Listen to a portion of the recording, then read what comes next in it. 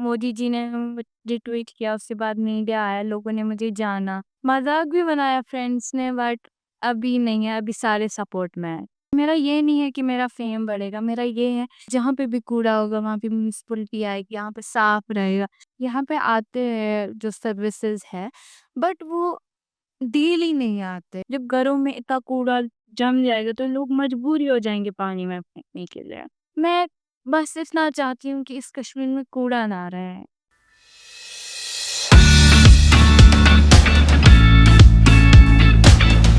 सबसे पहले तो हम हमारे सभी व्यूअर्स को बताना चाहेंगे कि आज हमारे मेहमान हैं कश्मीर की youngest change maker, youngest eco warrior और ये जो है डल लेक की खूबसूरती को बरकरार रखने के लिए बहुत सालों से प्रयास कर रही हैं। वैसे तो ये सिर्फ 7वीं क्लास की स्टूडेंट है, लेकिन छोटी है, लेकिन इनका जो जज्बा है, इरादे हैं, जो हौसला है, जुनून है, वो बहुत बड़ा है। तो जन्नत, सबसे पहले तो आप हमें ये बताएं कि ये डल लेक को साफ करने का जो आपका आइडिया था वो कैसे आपको आया? कब आपने इसकी शुरुआत की? जब मैं छोटी थी 5 साल की, मेरे पापा बहुत टाइम से इस गली को साफ करने की कोशिश करते हैं और करते भी थे।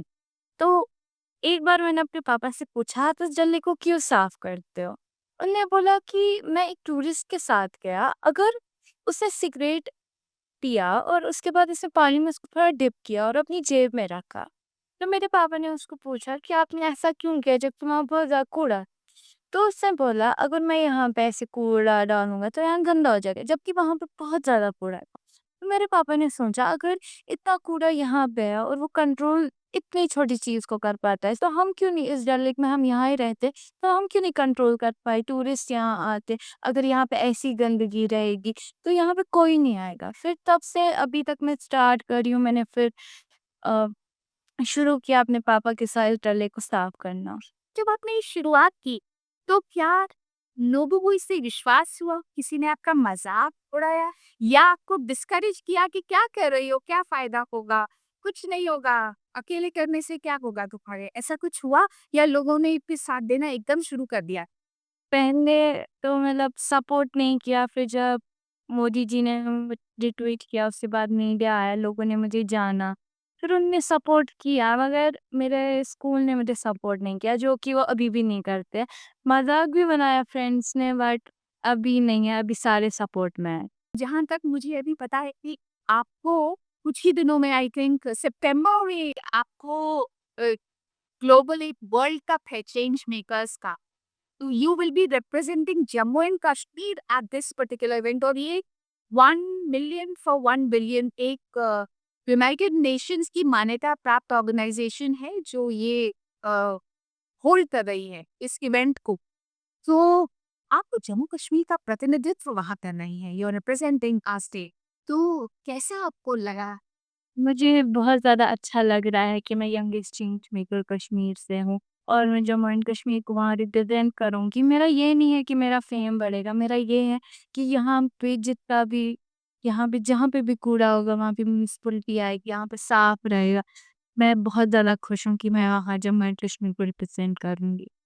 और हम भी बहुत खुश हैं कि आपकी जो ये कहानी है ज़्यादा से ज़्यादा लोगों तक पहुँचेगी, लोग इंस्पायर होंगे और अपनी-अपनी जगह पे अपने-अपने तरीके से शायद और प्रयास भी करें। और जो लोग दंगल में भी आएँगे ना, वो भी थोड़े से माइंडफुली घूमेंगे कि हमें गंदा नहीं करना है, जन्नत के लिए काम नहीं बढ़ाना है। और मुझे ये पता है कि आप अपने पिताजी के साथ और तारिक अहमद जी जो हैं, वो फ्री एम्बुलेंस सर्विस भी चलाते हैं, तो आपको ये विरासत में मिला है। इतना जो जज़्बा है ना अच्छा काम करने का and your father is your hero, am I right? तो जन्नत, आपको ये सब करते हुए कोई चैलेंजेस फेस करने पड़े? अब आप कैसे इसको मैनेज कर रहे हैं? कब करते हैं आप सफाई? मैं इसको मैनेज ऐसे कर पाती हूँ कि अभी तो स्कूल चल रहे हैं तो मैं अपनी सफाई नहीं कर पाती हूँ, बट संडे क्योंकि तब ट्यूशन भी नहीं जाना होता है, स्कूल भी नहीं जाना होता है, तो मैं उस टाइम 1-2 घंटे उस गली को साफ करती हूँ और हमारी टीम है, मेक माई ट्रिप फाउंडेशन ने हमारी हेल्प की है उसमें। हमारा एक मशीन हमें यहाँ पे भेजा है, उस प्रोजेक्ट का नाम अज़मत डालिया है। हमने यहाँ पे 2-3 मोहल्ले पकड़े हैं, उनको वहाँ पे उनकी सराउंडिंग साफ की और हर घर को 2-2 डस्टबिन्स दिए। फिर उनको बोला कि आपको ऐसे नहीं करना और वो वैसा ही कर रहे हैं जैसा हमने उनको कहा है। और यहाँ पे एक मशीन लाई है जो दिन में वो सुबह के 9 बजे से शाम के 4 बजे तक चलती है, फिर कूड़ा उठता है। यहाँ पे हम टन्स बॉटल्स उठाते हैं दिन में और यहाँ पे मतलब हम डंडे को साफ करने की पूरी कोशिश कर रहे हैं, पर गवर्नमेंट की थोड़ी हेल्प चाहिए। आप बताओ वही डल लेक में क्या-क्या निकलता है कूड़े में? यहाँ पे प्लास्टिक की बॉटल, शराब की bottles, diapers, ladies kitchen rappers, cold drink की बॉटल, तो यहाँ पे बहुत ज़्यादा कूड़ा है यहाँ पे। तो क्या वहाँ पे गाड़ी आप कुछ कलेक्शन का सरकार की तरफ से है? जैसे कलेक्शन के लिए क्या कोई गाड़ी मतलब कोई फैसिलिटी है? यहाँ पे यहाँ पे आते हैं जो सर्विसेज़ है, बट वो डेली नहीं आते हैं, जिससे लोग मजबूर हो जाते हैं पानी में फेंकने में। महीने में 1 बार आते हैं या तो आते ही नहीं। जैसे कि वो आ जाए तो पता नहीं कितने महीने के बाद। जब घरों में इतना कूड़ा जम जाएगा तो लोग मजबूर ही हो जाएँगे पानी में फेंकने के लिए। अब उसका एक और तरीका ये भी हो सकता है जन्नत कि लोग प्लास्टिक का सामान इस्तेमाल ही कम करना शुरू करें। तो आपका कूड़ा थोड़ा कम होगा जैसे हम प्लास्टिक की पानी की बोतलें यूज़ करते हैं और बाकी सारा कितना कुछ सामान प्लास्टिक में आने लगा है।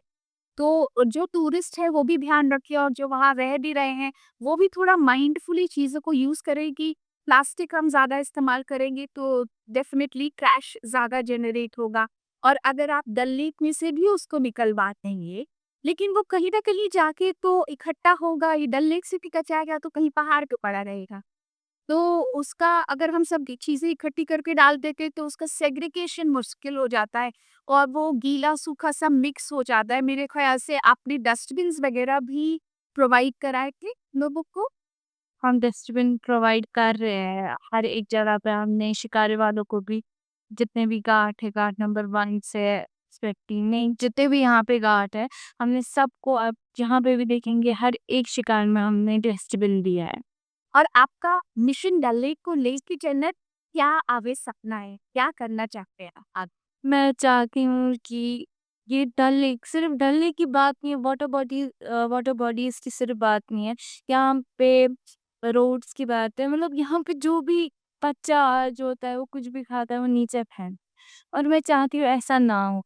अपने पेरेंट्स जो भी पेरेंट्स होते हैं वो अपने बच्चों को समझाएँ कि आपको कूड़ा नहीं फेंकना है, वो आप रखो बैग में या डस्टबिन हो वहाँ पे फेंके। आप हम जानना चाहते हैं थोड़ा-सा जन्नत तो प्रीति जो प्यारी-सी लड़की है, उसके बारे में कुछ जानना चाहते हैं। ये बताइए जन्नत कि आपका फ़ेवरेट फूड क्या है? मुझे एप्पल पाई खाना पसंद है और चॉकलेट्स। वंडरफुल। और अगर आपके पास खाली वक़्त होता है, तब आप क्या करना पसंद करती है? Do you like to work with friends? Do you like to watch movies? या आपको किताबें पढ़ने का शौक है? क्या है मकसद है? जब फ्री टाइम हो मुझे एनवायरनमेंट के ऊपर पढ़ना ज़्यादा पसंद है। मैं जियोग्राफी बुक निकालती हूँ, मैं उसमें पढ़ती हूँ कि वाटर बॉडीज़ में क्या होता है। बहुत मज़ा आता है उसमें। So nice. तो आगे चल के आपका क्या सकता है? क्या बनना चाहेंगी जन्नत? मैं एक एनवायरमेंटलिस्ट बनना चाहती हूँ कि मैं बस इतना चाहती हूँ कि इस कश्मीर में कूड़ा ना रहे। वही मैं एनवायरमेंटलिस्ट बनना चाहती हूँ उसके लिए।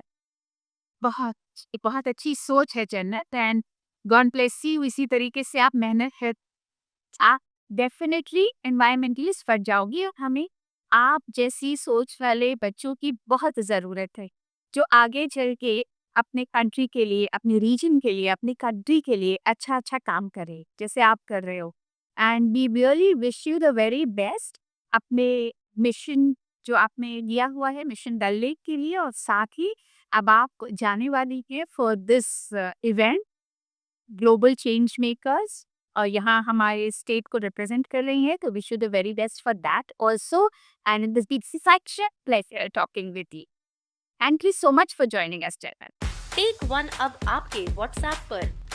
व्हाट्सएप करिए हाय 9728253663 पर।